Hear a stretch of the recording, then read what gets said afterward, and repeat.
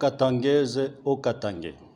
C'est le 4 février 2022, dans la salle des banquets du gouvernorat de province, s'est tenue, sous la présidence de Son Excellence Monsieur le gouverneur de province, Jacques Kiaboula Katoué, une réunion de restitution de la mission spéciale mixte, gouvernement provincial, assemblée provinciale, forces de défense et sécurité, dépêchée à Mitouaba par l'autorité provinciale, à la suite de l'incursion des miliciens Maïmaï de Gédéon Kyungu Mutanga dans la cité de Mitouaba en date du 29 janvier 2022.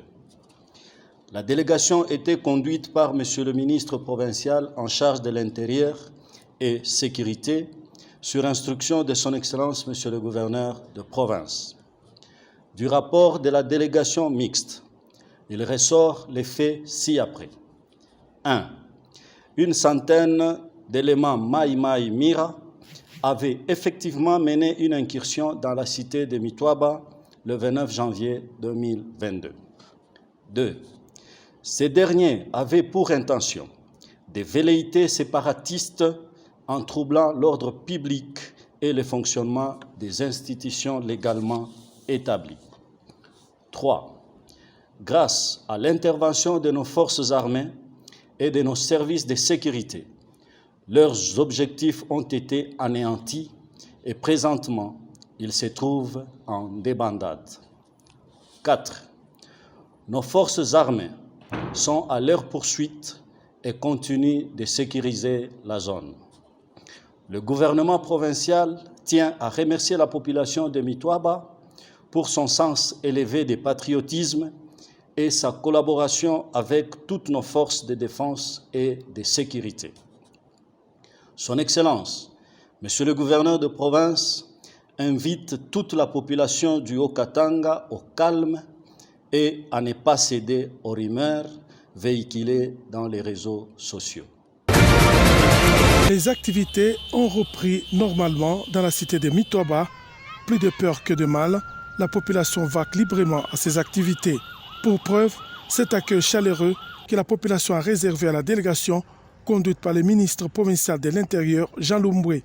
Devant les habitants de Mitouaba, Jean Lumbwe a transmis les félicitations du gouverneur Jacques Kiaboula Katoué à la population et à l'administrateur du territoire pour avoir résisté aux forces négatives qui freinent le développement de la province et du territoire de Mitouaba en particulier.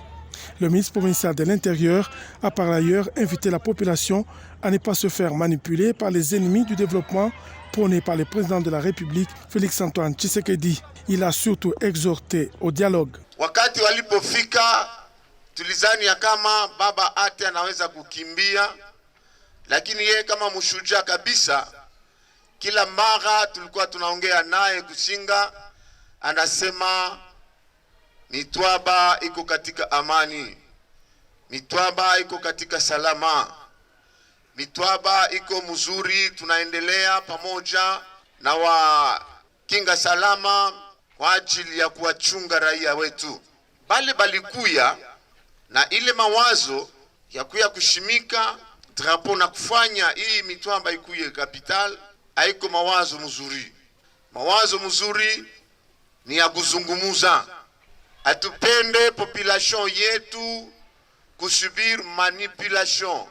Atupende population yetu kusubir ma-intimidation. Atupende population yetu mwi wakati ya kulima mashamba, kufanya kazi, kusubir ma-pression fulani fulani.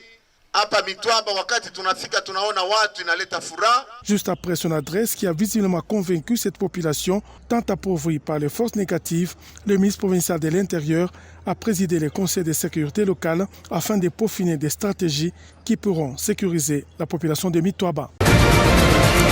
Au cours de cette réunion qui a mis autour d'une même table le chef des services urbains de transport, le commandant de la police de circulation routière et les représentants des associations de chauffeurs, à savoir ASECO et MUC, il a été question de rétablir les responsabilités sur les bus dont les pare-brises a été cassé par des inconnus en début de la semaine au niveau de Matipicha dans la commune de Lubumbashi. Les enquêtes sont déjà en cours pour que les auteurs de cet acte soient arrêtés et déférés devant la justice. Alors nous avons été inscrits pour que nous puissions obligatoirement trouver les coupables afin de décourager ces actions-là. Nous allons nous y prendre pour que nous puissions réellement déceler dans les 48 heures, si possible, l'auteur de ce forfait. Comme ça que nous les mettons en garde par rapport à la hausse de prix. De lundi, il y a des équipes qui seront déployées dans toutes les communes pour éradiquer cette hausse de prix qui n'a pas une raison d'être. Il faut noter qu'alors que les chauffeurs des transports en commun ont tendance à majorer le prix, les bus de transport de la commune de Lubumbashi prennent les passagers au même prix de 500 francs congolais par tête.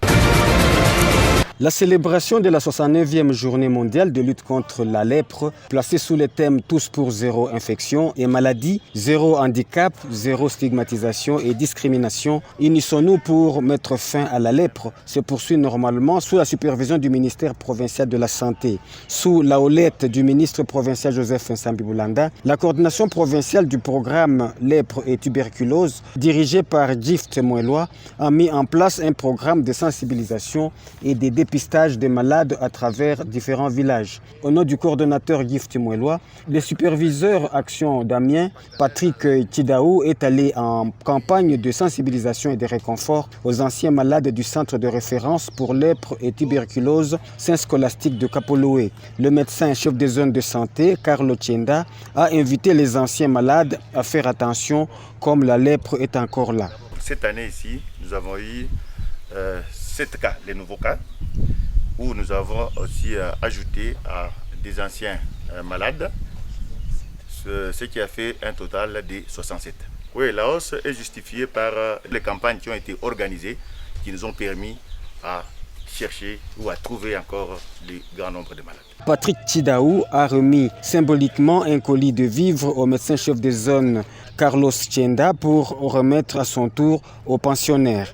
Il a aussi parlé de cette journée. Action d'Amiens, c'est un partenaire dans la lutte depuis belle lurette. C'est Action d'Amiens, l'unique partenaire que le ministère de la Santé aujourd'hui a dans cette lutte contre la lèpre. Pour sa part, la révérende Odile a parlé de l'organisation dans le traitement des malades et présenté un plaidoyer. Nous nous organisons à faire les pansements de ces malades. Par semaine, on fait 3 fois, le lundi, le jeudi et le samedi. Pour le moment, on a que 3 guérisons sur les 7. Attention, la lèpre est là et ne doit jamais être négligée. Le ministre provincial de la Santé, le professeur Dr Joseph Nsambi Boulanda, vient de présider la réunion hebdomadaire du comité provincial de lutte contre la Covid-19 ce mercredi 2 février 2022. Évaluant toutes les thématiques de la lutte, la surveillance épidémiologique montre un cumul de 6 431 cas et 154 décès, soit 10 nouveaux cas positifs notifiés la semaine dernière. Nous annonçons l'enquête de séroprévalence parmi les prestataires des 5 zones de santé, à savoir la zone de santé de Sakanya, Kipushi, Mumbunda, Lubumbashi et Kampemba. La commission surveillance épidémiologique et celle de laboratoire ont tenu une réunion conjointe pour améliorer la collecte de données. Du point de vue de la vaccination, la province compte jusqu'à ce jour un total de 51 255 personnes vaccinées. Le comité préconise l'augmentation du nombre de sites de vaccination soutenus par un approvisionnement rationnel en vaccins et planifie les supervisions au niveau de ces sites de vaccination. Parlant de la communication, le comité accompagne cette commission pour lui permettre de bien coordonner les interventions tout en diversifiant les stratégies de communication par rapport aux activités menées et aux actions du gouvernement provincial dirigé par l'honorable Jacques Kiaboula Katwe. Pendant 2 semaines, soit du 18 janvier au 1er février, les agents du protocole et hôtesses des ministères et commissariats provinciaux ont reçu le renforcement des capacités en matière d'organisation des services et relations publiques, les compétences d'un agent de protocole, le code de conduite propre à une institution, la base légale qui régit la police nationale congolaise, la constitution et l'organisation des audiences, manifestations, missions officielles ainsi que l'accueil des invités. Pour la facilitation, plusieurs orateurs ont défilé devant les séminaristes, parmi lesquels le chef des travaux Jean-Marie Moussoumali de l'ISP Kassenga, Dadi Moulundu, secrétaire général de l'administration publique du gouvernement provincial, le professeur Hippo Abelila et Robert Kibela Tchabala, experts en matière de protocole. Dans ce mot de clôture, le vice-gouverneur de province, Jean-Claude Kanfa Kimimba, a invité les participants à améliorer leurs prestations en mettant en pratique les notions apprises. Ma présence à cette cérémonie explique l'importance que son Excellence, Monsieur le gouverneur de province, Jacques Tiaboula Katoué, tout le gouvernement provincial et moi-même accordons à la formation que vous venez de suivre dans les domaines protocolaires, cheville ouvrière dans les relations humaines de notre entreprise. Il s'agit de nous tourner vers le service à rendre aux autres, au peuple d'abord, comme l'a exigé son Excellence, Monsieur le Président de la République, chef de l'État, Félix Antoine Tshisekedi Tshilombo.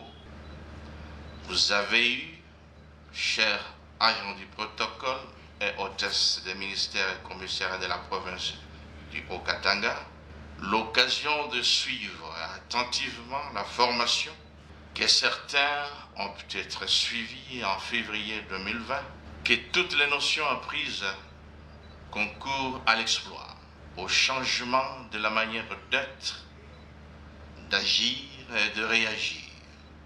C'est toujours notre préoccupation majeure. Je vous souhaite donc à tous une belle carrière et de très belles prestations. Faisons briller le Haut-Katanga et la République démocratique du Congo.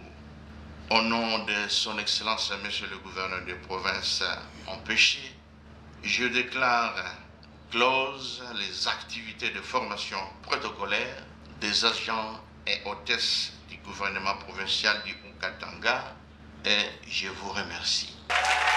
Auparavant, le rapporteur du séminaire a fait le compte-rendu de ses assises avant les mots de remerciement lus par une participante. 2 entreprises sont déployées sur la route Lubumbashi. Au niveau du domaine marial, les équipes de Kekset procèdent au décapage de l'ancienne couche de roulement sur une distance de 2 km. Elle sera remplacée par une nouvelle sur cet axe routier très fréquenté par des poids lourds. À l'entrée de la ville montagneuse, l'entreprise Malta Forest poursuit les travaux de rénovation. 1 km 280 sur les 2 km 250 jusqu'au monument de la femme a déjà été asphalté. La nouvelle chaussée des 2 bandes en aller-retour mesure 14 mètres de largeur. Elle est dotée de trottoirs en béton d'1,20 m de part et d'autre, de séparateurs, de lampadaires solaires, sans oublier les travaux d'assainissement. Jacques Aboulakato se signale aussi au cœur de la ville de Likasi. De grands travaux sont en cours au centre-ville. Le gouverneur a opté pour du solide sur le boulevard Kamagnola. L'entreprise CCECC s'emploie à poser la sous-couche de fondation en moellon pour abattre la nakakifère avant la couche de base, l'imprégnation et la couche d'asphalte. Même opération sur l'avenue de la Gare.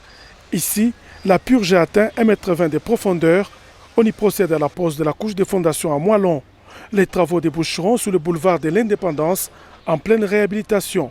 Là encore, les moellons sont mis à contribution pour la première fois. La population se félicite des travaux que Jacques Ablakatoué a initiés dans la 2e ville du Haut-Katanga. Coup de chapeau à monsieur le gouverneur. Vu d'abord l'évolution des travaux, sa circonscription électorale. Nous voyons que le projet commence à se développer. Ça, c'est la route nationale. Ça demande du temps et il faut aussi faire les choses qui sont solides pour le bien-être de la population. Mais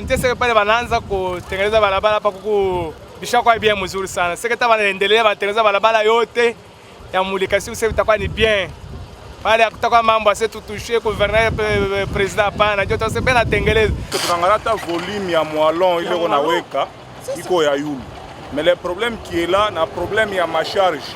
Il faut que le gouvernement ait suivi kupeage bakupomba baskili parce que masharge ile makamio na beba ndio unaua mabalabala plus na hii travaux forestiers nafanya ni abia tunaapresse coup de chapeau kwa gouverneur parce qu'anapenda ville yake. Les différents chantiers en cours ne sont pas les seuls que le troisième gouverneur Eludio Katanga a initié à Likasi. Au quartier Mission par exemple, toutes les artères principales revêtent peau neuve. Sakanya, Lofo, Ngouba et Nkoni ont été rénovées et les travaux d'assainissement réalisés. Tout un programme de modernisation de la voirie de Likasi a été conçu et se verra exécuté après la saison des pluies. Cette délégation du comité de la Ligue provinciale de basketball sur fauteuil est venue présenter à la commissaire provinciale au sport le trophée et diplôme raflé à la 3e édition du championnat national de basketball sur fauteuil organisé à Goma dans le Nord Kivu et où le Haut-Katanga est sorti 4e. Pauline Igwabi a félicité les représentants de la province qui préfèrent ce championnat et leur a rassuré de la volonté du gouverneur Jacob Lakatwe d'appuyer tous les clubs qui vendent positivement l'image de sa province à l'extérieur. Je remercie sana kwa gouvernement, gouverneur wetu vile alitupokelea, vile turenda na hivi tunarudia ni faveur yake.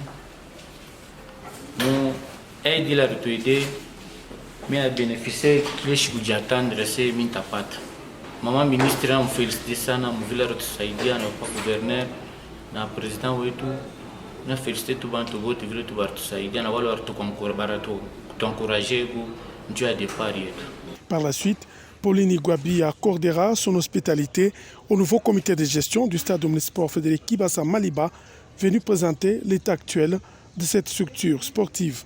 Et nous avons profité de cette opportunité pour transmettre à l'autorité certains constats que nous avons relevés à notre arrivée et des défis qui se posent quant à la gestion de cette enceinte sportive. Nous, sa réaction a été positive, l'autorité nous a écoutés et elle a noté les doléances que nous avons posées et nous a promis de les transmettre. Signalons que ce nouveau comité de gestion du stade Frédéric Kibasa Maliba a été nommé le 13 janvier dernier.